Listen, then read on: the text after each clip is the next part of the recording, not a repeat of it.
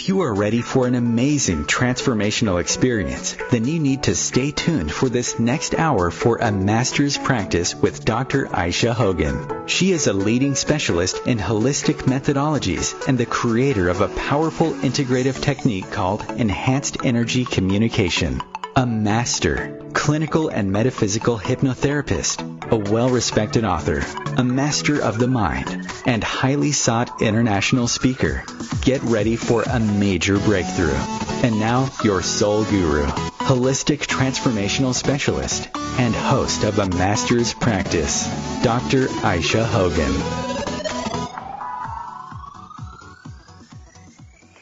Hi, everyone, and thank you for joining me. I'm Dr. Aisha Hogan, and I'm on a master's practice today. I'm very excited to be bringing you today another wonderful hypnotherapist, and that is Rich Guzzi. So I want to talk to you, I want to introduce you to him today. So Rich, tell us a little bit about who you are. I'm looking at your... I'm on your website right now, and I'm looking at what you do, but you do actually way more than that. Like, you're not just a hypnotist. You are so much more than that. So I'd like you to tell the listeners a little bit more about who you are. Okay. Basically, what I do is I do shows, like entertainment-type presentations all around the world, bringing awareness to the public about our tool, our hypnosis. So we do it in a kind of a funny way, where so it's kind of non-threatening. Right. Because I think if I went around the world doing like hypnosis demonstrations, people would be like, maybe not turned off, but they would be a little put back, like, oh, is that kind of spooky? What is that all about? So we do it in a way where it's entertainment, and then we transform them during the show and show them that, hey, there's a lot more to this than just like, the entertainment value, and people are actually, transforming their lives. So we kind of use the show as a lost leader and make people understand that hypnosis really can change your life for the better, and it shouldn't be a last resort. It should be the first thing you go to make your life better. Right. It is. Unfortunately, for a lot of people, it's the last resort, which kind of is not the best. I mean, by the time they come, like, I'm a hypnotherapist too, so by the time they come to me, it's like they've been everywhere else first.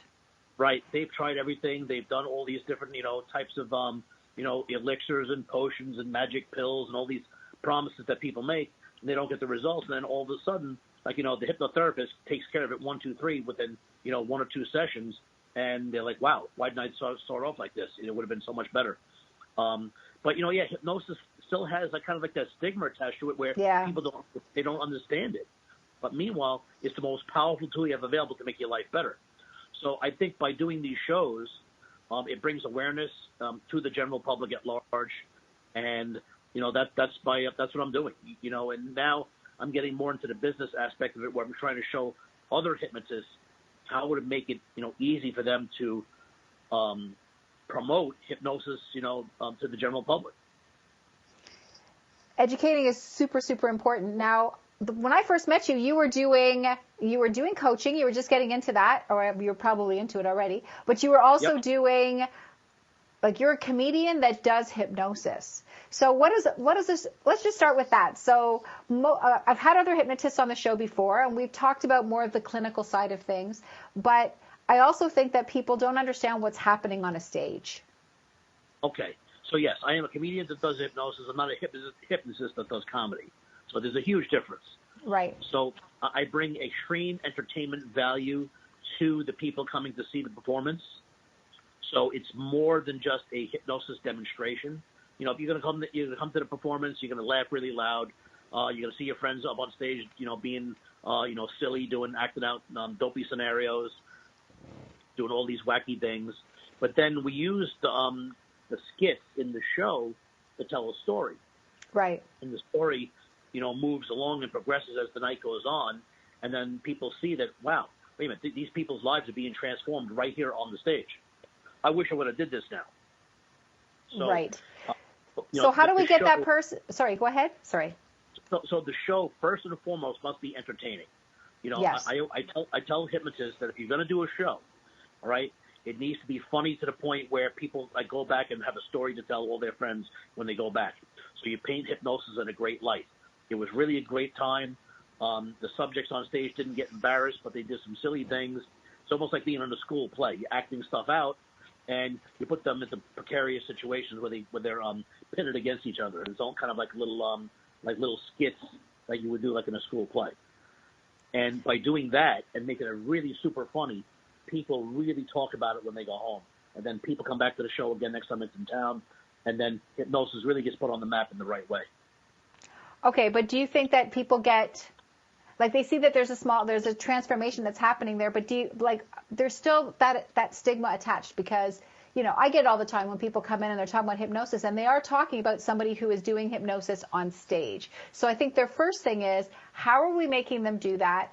And are they going against their own values and belief systems? And how are we making them do it? I think it's like they think that we're making them do it. Right. Well, again, that's all part of the presentation. If you do the show properly, the people in the audience will be educated, in a way where they understand that, if you do this, which takes a very deep level of hypnosis on stage, then it's very easy to do a very light level of hypnosis to get all the therapeutic work done. So it's all about the practitioner. It's all about the stage hypnotist doing a great job. If they're doing their job properly, that's what I train people to do. I show people how to do the job properly. Then you will get those objectives accomplished. It's really super important. You have to weave the information into the sketches of the show, and everything has to be put in there. Right. It can't be just a funny show or even just an entertaining demonstration. It needs to educate the public so that when they see it, they're like, wow, this was really entertaining. This was good. But, man, you know what? I learned a lot about this, and they want to go to a hypnotist. After my shows, I have people lined up to do sessions, literally lined up, ready to go. So they have an experience that night instantaneously that says, wow, you know what? I want to make this part of my life. So do you think anyone, and I know the answers to these questions, but I'm just asking them so for the listeners to understand, Can anyone be made to do anything? And I think that's the thing. I think that's the fear, is that they're going to make me do stuff that I don't want to do. Well, Grant, that's a real gray area. So I've been doing hypnosis for over 30 years. And, every hypnotist will tell you that, you can't make people something do it against their will. They won't do it something out of character. Right. After doing it 30 years, I realized that, both of those are myths. We can bust those if done properly. Now, that doesn't mean that the hypnotist, being, ethical would do that. Right. But yes, that is a legitimate fear that can potentially happen. In other words, a good enough practitioner, a good enough hypnotist can make somebody do almost anything, as long as you make the story real enough. Right. You can, as long as you get the subject deep enough, which again is being a good hypnotist, and then you make the story real enough for them, they will act out on that. So if you just tell them to do a certain thing that's out of their character, they wouldn't do it. Right. But if you were able to paint a good enough picture and the subject was deep enough, I think you'd be able to get that job accomplished. That's awesome. So you do this all over the world. I've been on every continent except Antarctica. So what? You missed one. Yeah, I missed it. So I don't know if it's a show for penguins or whatever, but I'm very fortunate. I've been blessed to be able to travel the world doing these shows and these presentations and getting people really interested in hypnosis. It's a lot of fun, and you make a lot of money, and you teach people all about it. For me, it's all about the experience. I really want to get people where they use hypnosis as the first thing to make their life better. So my goal, my mission statement is I'm going to entertain people, but I'm also going to show them that this is a very, very valuable piece that they should be adding to their repertoire in their life. Okay, so let's take this for an example. Now, you've said this a couple of times, so let's build on this a bit. You're on stage, you're doing your entertainment, and right. Now what is it? Let's give an example. I don't know, somebody that you've put under before, of how you've helped them on a more clinical or in their life. Okay, here's a great example. And this is even a very simple one. I'm doing the show, and all the subjects on stage think they're on a roller coaster. the highest roller coaster of all time. And it goes 1,000 feet straight up, 1,000 feet straight down. They're going to be terrified, and they're going to be screaming their lungs out. And sure enough, we put them on the roller coaster. We make them act it out. And people who you can see who do not want to be on that roller coaster, I talk them into it because I paint the picture for them, obviously. So now every night, everybody's on the roller coaster. So they go up and they go down, and they're scared. And at the end of the sketch, they're all over. They've been up and down on this roller coaster. You can see they're terrified. You put them back down again into the state of hypnosis, and you say, you were so brave to go on that ride. Remember, every time you conquer a fear in your life, you become stronger in every other area of your life. Then you conquered a huge fear, you became stronger and stronger, your life becomes better and better. Good job, deep asleep. So now what we did was we actually alleviated fears in a general statement. So any fear they now had, so let's say one guy's got a fear of snakes, other guy's got a fear of spiders, another girl's got a fear of heights, all right? Right. They associate being able to conquer one fear, one success, with being able to conquer other fears. So now those fears, no matter what you are, it's a general blanket statement, those fears will now be dissipated. So I've accomplished that for the subjects on stage. But also we've now trained and seated the brains of the people in attendance to watch, and they watch it happen firsthand. And they're like, wow, that was pretty powerful right there. You know, and then I'll turn to the audience and I'll explain to them. I said, you see, we do a lot of goofy stuff, but all the trade-off is you get all the good benefits at the exact same time. If you want to make this part of your life, we can show you how to do this as well and make your life better and better each and every day. Right. So that one simple sketch, which is almost like a throwaway in the show, trains everybody in the audience to understand that this is way more than just entertainment now. You're getting real-life tools to make your life better. Very nice. Very nice. Now, you said that you started to change your show, so you're building a business piece into it. What does that mean? So, in other words, we want to get more people interested in the business of hypnosis. I think that right now, I don't know how many hypnotists are on the planet or how many are even practicing on a full-time basis or just hobbyists. Right. But I think I'd like to get more people interested in being a hypnotist, the hypnosis career, where they can actually use it to help other people. I think if we increase the number of hypnotists on the planet who do it at a very highly efficient level, on a very professional basis, I think the world's going to be 1,000 times better place. So I want to get more people interested in the career, in hypnosis as a career. So that's what we're gearing the show towards now, getting more people interested in doing hypnosis than actually doing hypnosis sessions. You know, before, the business was always like, all right, you do a show, you advertise your business, you show people how, you can help them out, and you get clients that way. I'm looking at the other end of the spectrum now. I'd rather train up new hypnotists, brand new people who want to use hypnosis as a career to make and then enrich other people's lives. That way we can create a bigger impact. That's excellent. That sounds amazing. So if you were to say hypnosis, for those people who are listening for the first time about hypnosis, right, or really focusing in, what makes hypnosis better than almost any other modality or methodology that's out there? Okay, here's what it is. And a lot of hypnotists get this wrong.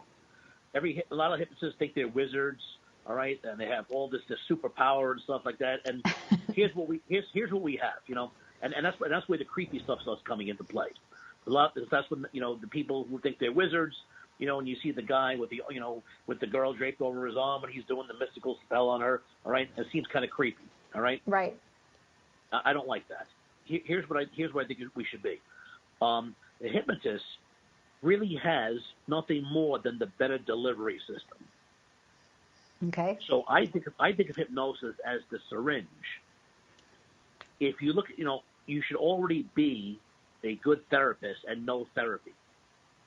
Right. And then use hypnosis as the delivery system to make that therapy even more impactful. So what you're saying, okay, sorry, go ahead. I'm sorry, I cut you off. Go ahead. A person who is a psychiatrist, a psychologist, a social worker, a nurse, any of those practitioners, anybody in the help field who knows real professional ways to help people, right, but their delivery system is talking to them and saying in a conscious way, here's how you're going to make your life better. A coach, all right, a trainer, right? They tell you, here's what you should be doing, all right? and then they coach you and they say, this is what you should be doing, all right? And then they keep on telling you over and over again, and maybe you get it, maybe you don't. Right. A hypnotist has the far superior delivery system, all right? So you know all this amazing therapy type stuff, all right? So you're working with soldiers who came back from overseas. They saw some really bad stuff. They have a post-traumatic stress disorder, and they're getting therapy from the government, and they're talking to psychiatrists, and they're taking some pills, and they're doing all these little doodads to try to make their life better so they can cope with them being back in the regular world now. Where a hypnotist, all right, could very simply hypnotize that subject and deliver the system, deliver the words, deliver the therapy in a much more effective way, and probably do in 20 minutes more than a person for them could be doing for 2 years, 3 years of talking to them. That's how effective hypnosis should be in the right hands. So I want hypnotists to think in terms of not being a wizard, but of owning the best delivery system available to deliver amazing therapy. So you should become an amazing therapist, learn good therapies. And if you don't want to go to 10, 12 years of school to be a psychiatrist, I get it. But you know what? Learn if you're going to be a person who gets people to stop smoking, get a person to lose weight, or you're going to get a person to sleep better or reduce stress. Specialize in that area in the beginning. Get really good at understanding why people don't sleep properly, all right? And deliver it with hypnotic technique and deliver your therapy with hypnosis to get a superior result than the person trying to give them pills. Awesome. I think that if we do that, our career will take off and hypnosis will really be on the map in a huge way. Hey, you're right. You are very right. We're going to go to a break here. Tune back in to a master's practice. We're going to take a short break here, and we will be back with myself, Dr. Aisha Hogan, and Rich Guzzi.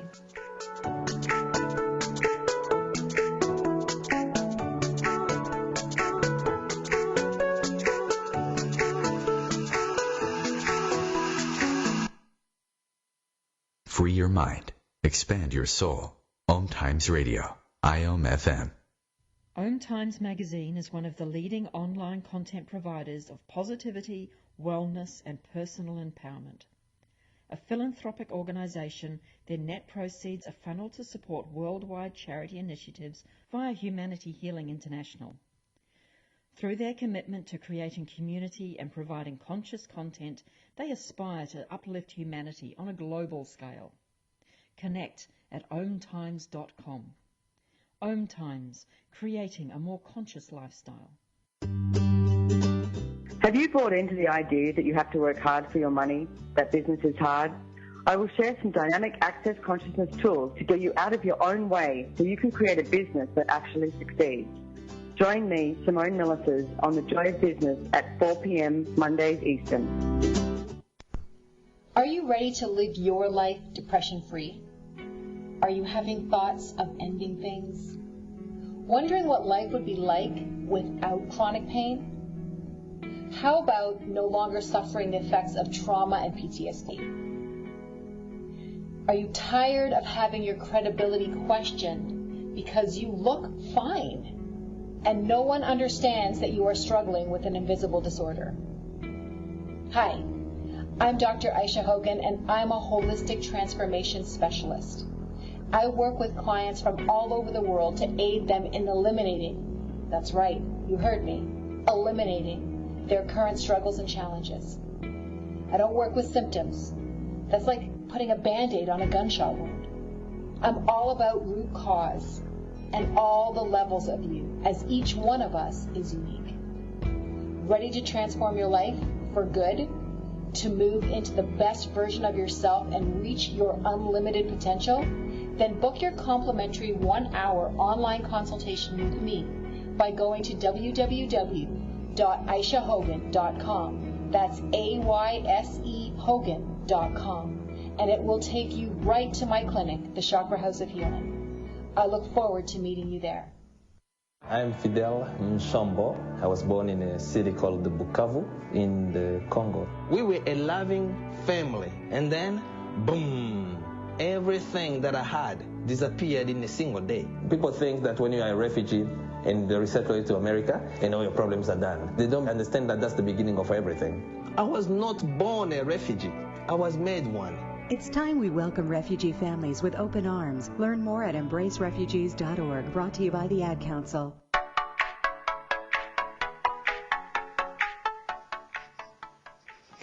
Welcome back to A Master's Practice with me, Dr. Aisha Hogan, and my special guest today, Rich Guzzi. And Rich, I've got some great questions for you. You've got a new technique that you're using with people, and it's called Discover the Power.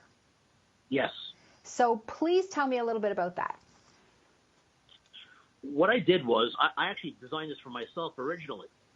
My goal was to become a good enough person, actually not good anymore, but become great, to where, I do a lot of self-help material. I like going to, seminars. I love, going to trainings and just becoming a better person in general. So what I found was that you get immersed in all this material and you take away a few little things, but then it was hard to absorb all of it and keep it all in place. Right. So, and also then life gets in the way, and then all of a sudden something happens, and then the motivation and that great feeling you had for the first 48 hours kind of dissipates over time. So I said, I need something better that I can use all the time, that will be able to get my system where I can just do it very easily, but then keep that jacked up feeling all the time. Right. And then the other thing was, I wanted to get to the point where now I was in that position, so that way if I was to meet somebody amazing, then I would be able to take advantage of that meeting instead of them just giving me a pep talk. Right. So let's say, we're at a seminar and we go to a lot of these things where, Richard Branson's there or Gary Vee or Tony Robbins, right? So right. Let's say you happen to, by chance, meet Richard Branson. He's talking to you for like that split second.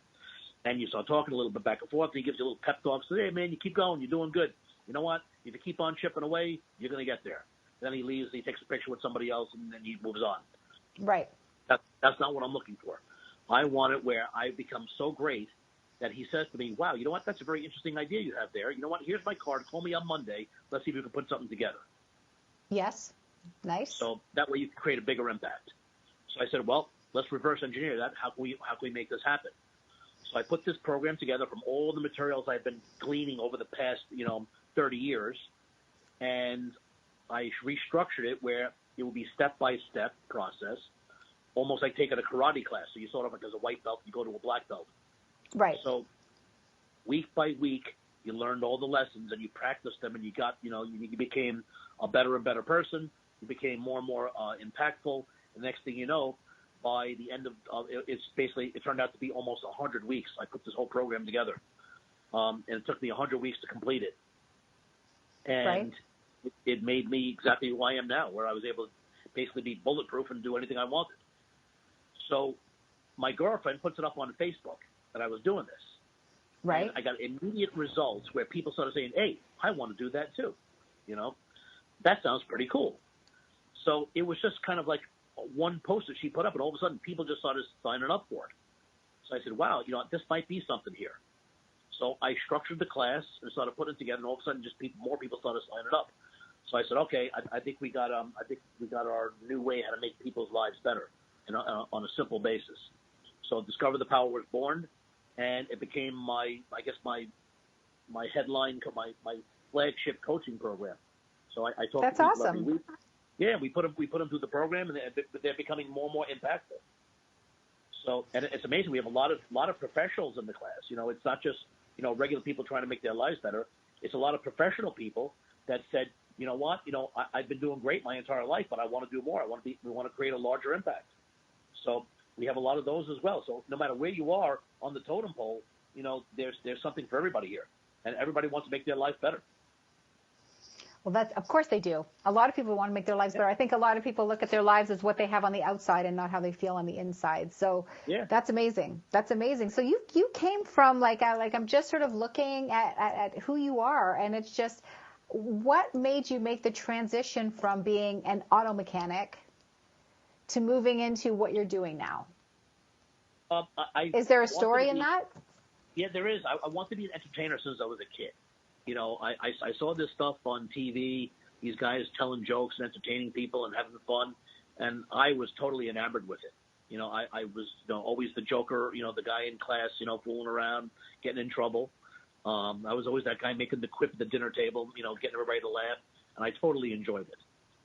As I grew older, my dad was a car mechanic, and so I became a car mechanic too. Me and my dad really got along well, and he taught me the trade, and I enjoyed working with cars because my dad was in it. Right. But then my dad died when I was very young. I was only 20 years old. Oh. So yeah. At that point, I still did it because that was my life at the time. I kind of lost the luster for it because it wasn't the activity I used to do with my dad anymore. Right.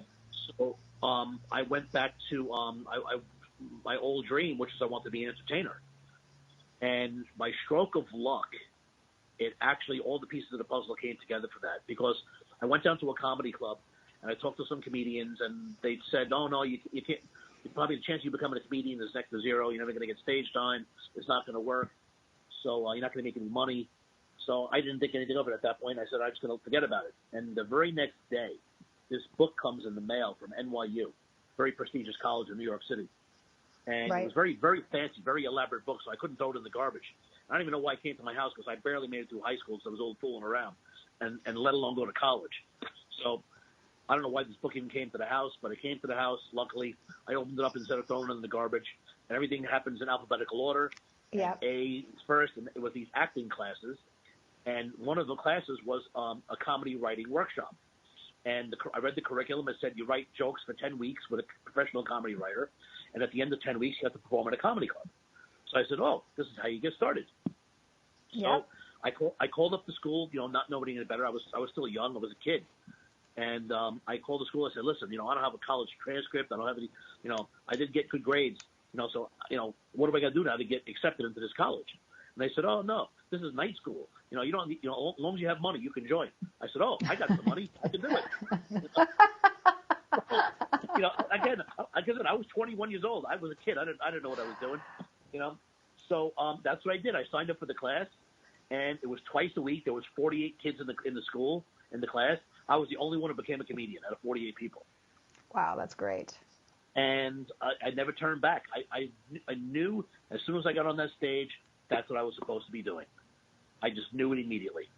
And I became a comedian. I got rid of the car business, and I started being a comedian, and I never looked back. Then hypnosis came almost the exact same way, kind of by accident. I crashed and burned. I was doing comedy. I was traveling all over the country doing shows. I became a headliner, and me and my wife broke up because I was traveling on the road now. She married the car mechanic guy. She never married a comedian. So she was a great girl. So I said, "You know what? You can have the house." I gave her the house. I'm going on the road doing comedy. So a failed marriage, and I was all over the road, doing these shows. And kind of weird, the middle act, which is the act below me, one week said, "I really want to help you out. You need a lot of help."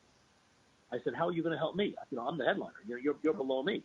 He said, No, you need a lot of help, right? You're in bad shape." I said, "Man, what's this guy talking about?" So he takes me to a bookstore, and he buys me a book. It was Og Mondino, right, The Greatest Miracle in the World. And I said, this guy is nuts. I said, "Why are you buying me a book? I don't read any books." I threw the book in the trunk of my car and didn't think anything of it. Well, he must have saw something I didn't see, because, man, a couple months later, I crashed and burned. Right. And I was desperate. And I said, "Man, remember that book that guy bought me?" Yeah. I went in the trunk, found the book. It was all greasy and nasty and stuff like that. That was in the trunk for a couple of months. And I go in the hotel room. I was on the road. I think I was in Detroit. And I try to read the book in the hotel room, and the hotel gets struck by lightning. And I'm like, so I can't even read the book. I'm trying to help myself out. I'm trying to read the book. Now I got no lights. The hotel gets struck by lightning. There's no lights. I literally go out in my car, start the car up, turn the dome light on. I read the book in the car by the dome light. And it's a very easy read. Og Mondino's books are pretty easy reads, but he has great stuff. And I read the book. It made a lot of sense. And that's what got me on the self-help kick. It got me on that road. So then after that, I read the next book, which was Og Mondino's The Greatest Secret in the World. and that's kind of like a workbook where you do it all year. And I'm a pretty regimented character. You know, I took a lot of martial arts classes when I was younger, so I know how to be structured and stuff. So that book, you carry the book around for a whole year. You do all the exercises in the book, you know, and I did it. I very religiously did it. I did the whole book for a whole year. Then at the end of the book, it's kind of cliche, but it makes kind of sense. It says, this is not the end. This is only the beginning, you know. Right. And I've read all the self-help books, and I know every book. And you know what? Here's what I boiled it down to. These are the 12 best books. If you really want to go do the next best thing, do these 12 books. So I went out, I bought those 12 books. I said, I'm going to do what he says. I'm pretty good at this point. I'm already a year into the game now, in the self-help field, reading these books. I went out and bought all 12 books. I had to find, a lot of them were out of print. I had to buy them on used copies and stuff. So I bought the 12 books. I said, all right, well, you know what? There's 12 months in a year. There's 12 books. I'll read one a month, and I'll go through the whole process. And the first one I read was James Allen, As a Man Thinketh. And, because it was easy. It was 64 pages. I'm like, all right, knock this one right out. And I totally understood. I got the book. I said, this is pretty interesting. Then I read the next book. And then Think and Grow Rich came along. That was the third book I picked up. That was the third one. And that's the one that really, really solidified it for me. I said, you know what? I'm really into this stuff. And it trained me to be the person that I am now. That was the basic foundation right there with that book. And that turned everything around. Like James Allen is a kind of a boiled down version of Think and Grow Rich. Right. That was written in the 1800s, where Think and Grow Rich, I think it was 1936, 37, right. In that area. So, but that really was started it off for me. Then I got into it totally. I did the 12 books. Took me another year, so I got basically 2.5 years of reading self-help material, and then I was in all the way. And I found hypnosis in that 2.5 years because I was looking for all types of materials now, how to improve my life and make my life better. Hypnosis came along. Then all of a sudden I added hypnosis to my show, and then I became famous, and everything took off. It kind of all happened by accident. That's amazing, and that nothing is an accident. You know that it's synchronistic intervention, and yep, this was supposed to happen. I happen to be, when I'm on stage, I'm a really good speaker. People like to hear what I have to say, so I had that gift of being able to make people laugh and entertain them, and then this new material, all this self-help stuff, and the fact that I crashed and burned, and I came back. I was just a regular guy, didn't go to college, and I kind of relate to those blue-collar people, those regular people who are just looking for something simple and easy way to make their life better. And that's kind of who I am. I'm kind of like the blue-collar self-help guy. I have a lot of doctors and lawyers and businessmen who are my clients that I coach, guys who are way more scholastic than me. Right. But I happen to be really good at getting people to really, kick their life into high gear. I'm really good at lighting the fire for them and saying, okay, man, you know what? Here's what we're going to do. That's awesome. Yeah, that's how it happened. But I've never turned back. So 30 years later, I'm still doing it. And you are great at it, that's for sure. We're going to take a quick break here, and I'm going to ask everyone to tune back into a master's practice. We'll be right back with myself, Dr. Aisha Hogan, and my special guest, Rich Guzzi. We'll be right back.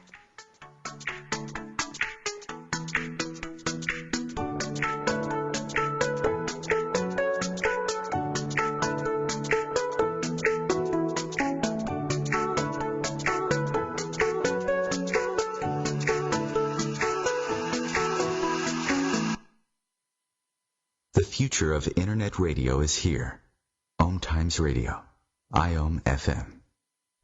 Ascending Hearts is no ordinary dating site, but a spiritual dating site with a purpose, to link you with your soulmate. We engineer the serendipity so you can trust that you will attune with someone that has the same matching vibration as you. Ascending Hearts, the conscious dating site for the spiritually aware. Try Ascending Hearts for free. AscendingHearts.com. Tune in to The Practical Intuitive, Mind, Body, Spirit for the Real World with me, host Robin Fritz, Mondays at 2 p.m. Pacific, 5 Eastern. I'll cover personal and business intuition, animal communication, mediumship, space clearing, past life regression, shamanic insights, energy healing, soul choice, and more, all to help you tap your own intuitive and healing skills. No ifs, ands, or buts.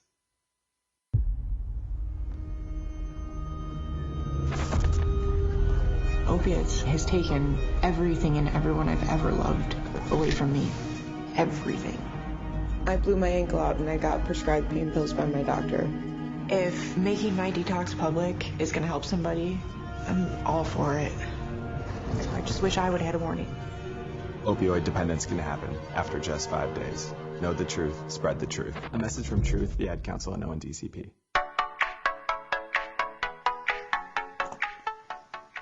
Hi there, and welcome back to A Master's Practice with myself, Dr. Aisha Hogan, and my special guest, Rich Guzzi. Now, Rich, what's really awesome about you is that I want to talk a little bit about the charity work that you do. So you've got some charity work that you do with animals. Yes, I do. That's the charity of choice for me. I love doing that. Anything we have to do with that or soldiers, I do them all the time because it's like I feel like, well, the animals, somebody has to take care of them. Nobody can take care, somebody has to take care of them because they're not going to be able to take care of themselves, So, and then I feel the soldiers have almost a similar situation. People are trying to give them help, but all the wrong way. So I'm trying to show them a better way to get the stuff that they need. I have 4 cats and 3 dogs now, so I keep getting more. But on a health level, I'll actually travel the country doing shows for animal shelters and animal charities, and I don't take any money for it. I just do it. All the money goes to the charity so they can do what they need to do to get better care, better food, adopt a lot of the animals out. People can't afford these, some dogs and cats.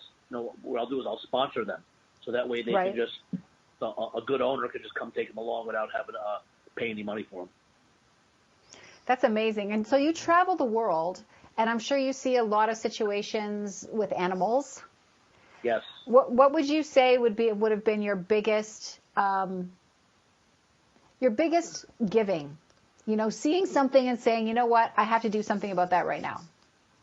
Well, it's funny. I was at this really fancy vacation down in the Bahamas. Right. And there was all these kitties just walking around the property, and nobody was taking care of them. Yep. So, and it was a very, it's a 5-star resort.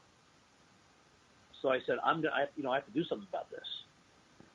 So what I did was, I obviously went out and bought a whole bunch of food, took care of all the cats, and then I put something together. I'm kind of famous down in the area because I've done it for a long, long time. So I got a couple people together, and I found some people who would put together like a rescue where they would find homes for all these kitties that were walking around the property with nobody to take care of them.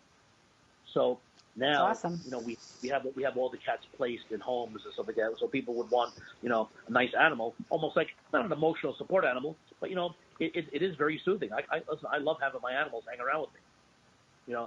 It's not like, I'm a crazy person and I need, emotional support, but I do like having them around. It's very calming for me. So, and I think a lot of people would get the same exact benefit. So why not? Yep. No, it's amazing. I know when I was in Turkey, there, unfortunately, what they do, especially in the tourist towns, is people will come and stay for a few months and they will get a dog. And then they leave. And then they just put the dog on the street. And there's a lot of dogs roaming around there. But they, the country itself, they do give them their shots and that, so there's no like rabid dogs running around or anything. But still, at the same time, these dogs, they don't even get excited when you walk up to them. They're just so complacent. And everyone's like, don't touch them. And I'm like, why? It's why they just lay there. They just lay there. It was very sad. I actually did the same thing. I didn't get people together, but what I did do is I went out and bought bags and bags of dog food and started going out and finding them because they hide. So I had to go out and find them. I bought so much food for these cats, and there was one of them I wanted to take home. It was this huge cat. I mean, this cat it was almost the size of a dog. I mean, this cat was massive. I would have loved to have this cat. I wish I would have able to work out a situation where I could have taken him home with me. Right. Beautiful, beautiful, massive cat. Wow. And everybody knew this cat too. Everybody said that cat ran the property. But yeah, it's very sad. I hate seeing stuff like that. So I just do my part. I take care of things. Wherever I go, I take care of it. I'm in a lot of these countries, these Caribbean countries, where the animals are just running wild, and nobody takes care of them. Right. So I'll do a show, I'll do a charity event, so I get raise some money for some. Then what I'll do is I'll give it to the people, so they can, I'll put it in charge of some good people in that town that'll take care of it instead of just giving it to a municipality. Right, where they may not do anything. Correct. Right. So let's take this time that's left for a couple of things. Number one, I'd like you to sort of let people know how they can contact you. And number two, let's give them some tips and strategies, some quick things that they can sort of bring into their lives right now. Fantastic. Okay. Well, I'm really easy to get in touch with. I mean, if you just put hypnotist Rich, I come up number one. So okay. I know that sounds crazy. If you put comedy hypnotist, I come up number one again. But my name is Rich Guzzi. It says RichGuzzi. If you Google me, Google spells me out right away. And so I'm really a piece of cake to find. And my phone number and my email address are both on my website on the contact page. So I'm super easy to get in contact with. My big thing is I'm very accessible to all the fans, all the people who need help. I'm very accessible to them. So I'd never want to be one of those guys where it's impossible to get in touch with them. Right. So, even if you're not a coaching client or even if you're not my friend, and my phones are all cell phones. So we have them on us all the time, and we answer all the phone calls. That's awesome. I make it really easy for anybody all over the planet. I literally have clients all over the planet that call me all the time. We take care of it. So that's number one. I give them some good action items to take care of right now. Yeah. Here's what I would this is really good. I'm really glad you're doing this because this is going to help people out. Awesome. So remember, you want to think in terms of impact. All right. So think in terms of increasing your capacity and impact. So that way you have full advantage. You can take full advantage of having that chance meeting with that somebody powerful and amazing. That's what your goal should be. All right. So now the way we do that is you have to start freeing up some time in your life to make all this stuff happen. Because right now your life's getting in the way. You're doing all these things that are just dragging you down, and you're kind of bogged down with your regular life. So you have to start taking care of things that you have to free up some free time to make all this stuff happen. Your transformation. Right. Here's the first thing you do. I want you to list all the things that you want to do, all those ideas you have, all those things, right? If you want to have, 32 of them, that's fine. You want to have 64, put 64. But write down every last thing that you're planning on doing for the rest of your life. Write them all down. Okay? Then what I want you to do is I want you to have them on a list, and I want you to have a bracket. I want you to put half on one side and half on the other side. And almost make it like it's the playoffs during football season or baseball season or basketball season, hockey. Well, you guys in Canada, there's a lot of you guys got hockey. All right. So you make it like a bracket. All right, almost like you went to the Final Four. So you have, I want to be an artist, and so I like to do pottery. Okay, and that's going to go up against, I'm a gun enthusiast. I like to do target shooting. Right. And over here on this side, you have, I really like doing stand-up comedy, and I'm going to also, you have something else. So in other words, you see all the things you're interested in your life that you planned on doing. Right. And you start having them have little competitions with each other. And then you boil it down to the final 4 items. Okay. And take so when you say they're having competition with each other, you're deciding which one you want more? Correct. Okay. So you boil your life down to those 4 things that you're going to do. A hobby item, a business item, a relationship item. Take 4 items that's what you're going to do. And everything else, put it aside. Okay. We're going to concentrate on being great at those 4 things. That's first and foremost. Okay, because a lot of times, right, people are always worried about perfection. I got to do this. All these things I got written down on my list. They got lists upon lists of things they're going to do. Right. All right. And it bogs them down to like there's no end. And it's just crippling. It's very debilitating. Right. Everything that competes for your time, you have to write those things down on your list. Right. And then from that point on, right, you need to enjoy the process and not worry about the outcome. Just know that you're going to do these 4 things, and that's it. Enjoy the process of making those 4 things be amazing. Remember, happiness happens when you think in terms of progress, not perfection. And you did say something to me once, which still sticks to me, and I actually do even use it with my clients, and that is 1% per day. Yes, get 1% better every day. If you can get 1% better every day at 100 days, you're twice as good as you were before. You do that 4 times in a year, you're exponentially better. That's right. 1% per day. Small tasks are not so overwhelming.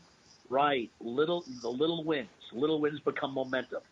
Remember, happiness happens when you think in terms of progress, not perfection. Right? You're not going to get it perfect in one day. It's impossible. Right? But if you keep going towards meaningful goals, and we boiled it down to those 4 things that you're going to do. You got the 4 goals you're going to make happen, and you keep making continuous progress towards those meaningful goals. You're going to have 1,000 times more happiness in your life. That's the first step to everything. Yep. I think what a lot of people do is they just think about the end, the outcome, and they get overwhelmed. Yeah. It's overwhelming. You can't do that. Think in terms of little wins. Build up momentum. The momentum creates more momentum, and you're going to keep on getting better and better. And celebrate those wins. Oh, yes. Yes. Right? Celebrating those wins, that's super important. And everybody's had wins. People beat themselves up. They say, oh, man, I'm such a loser. I haven't accomplished anything. Yes, you have. I guarantee you list all the things you've done that you did amazing, that you did some great things, all right? Right. So use those wins, all right, to say, all right, well, look what I did here. This was amazing, all right? If I could do this, I could make this happen over here. It's just you're getting bogged down with so many different things you're trying to do. That's why you got to boil it down to just 4 items. Yep. If you boil it down to just those 4 items, you're going to be 1,000 times better off. It's going to be so much more simple for you to do. You can wrap your mind around it. Absolutely. Yep. No, it gets too hard. It gets too hard for people. Yeah. They just look at that outcome and go, no, I can't do it. It's too much. I have to change my life too much all at once. Yeah. And then after that, I would say the next thing you do right after that is you make your greatest. For me, it's called the greatest rich list. All right. Yours could be the greatest Aisha list. Right. Right. All your listeners out there, make your greatest list. Put your name on the top and make your greatest, whatever your name is, list. So what you do is you'll describe everything needed, right, to accomplish those top 4 things. In other words, what person would you have to be allowed to have those 4 things? Right. What do you look like? How do you dress? What skills do you have? Make a visual image in your mind, right, of what you would be to deserve exactly what you're looking for as your goal. Make your list. Right. If you do that, everything's going to magically just come to you. It's almost like writing a movie script, and you're describing a character for the movie. Right. And you're writing all the description, you're writing all the traits of that character, so you can really write for the character properly. Right. It's the exact same thing. If you have 4 things on that list that you're going to do, all right, and one of them is going to be, I'm going to be a comedian, all right, and I want to be an expert, stage hypnotist, and I want to impact people's lives by making them laugh really hard and showing them how I could make hypnosis part of their life. Okay. Right. Well, what do I have to do? Well, I should be pretty funny, right? I want to be a comedian. I need to be funny. So I went out took a comedy writing course. Well, I got to be a hypnotist. I want to be a good hypnotist. So I took more hypnosis training. Make sure I become a great hypnotist. All right. So, and then from there you start backtracking everything you need to visualize that person. What does that person dress like? What kind of skills does that person have? What do you look like? Right? if I'm gonna, if I look like a schlub, then people in the audience are looking like, oh, this guy's a schlub. How's this guy, going to teach me anything? Right. You should look the part. So take your 4 items, and then make your greatest list of who you're going to be. Awesome. So what are your 4 things, Rich? My 4 things is I want to be impactful. I want to be impactful, and we'll put hypnosis on the map. I want to be really good at my relationships with other people. That's awesome. All right. I want to make enough money where I can use money as a tool. All right. People always say, "Oh man, why do you need money?" Well, money is nothing more than a tool. Right. Right. If the more tools you have in the toolbox, the more you can help people. So I want to make enough money where I can be impactful enough where I can get all the projects done that I want to get done. Right. And I want to have fun. I like to travel the world. Well, you're doing a lot of that, so that's good. Yeah, I really love traveling. I'm living my dream. I really am. That's amazing. Yeah, that's amazing. I get to live my dream every day. I travel the world. They pay me to travel the world. I meet people. I impact people. I get to do what I want. And everybody can do that. Everybody. Everybody can do and live their dream. Absolutely. Yep. It can happen for everybody. You just simplify your life. Stop making your life complicated. Just simplify everything. Make it super simple, where you know exactly what you want, and then all of a sudden you have those little wins, and all of a sudden you believe you can do it. Those are two secret ingredients. Know exactly what you want. And do the work. And do the work to get what you want. Yeah, believe you can do it. Yeah. Those little wins give you more and more belief every day. I think what a lot of people do is they want things, but then they don't do the work.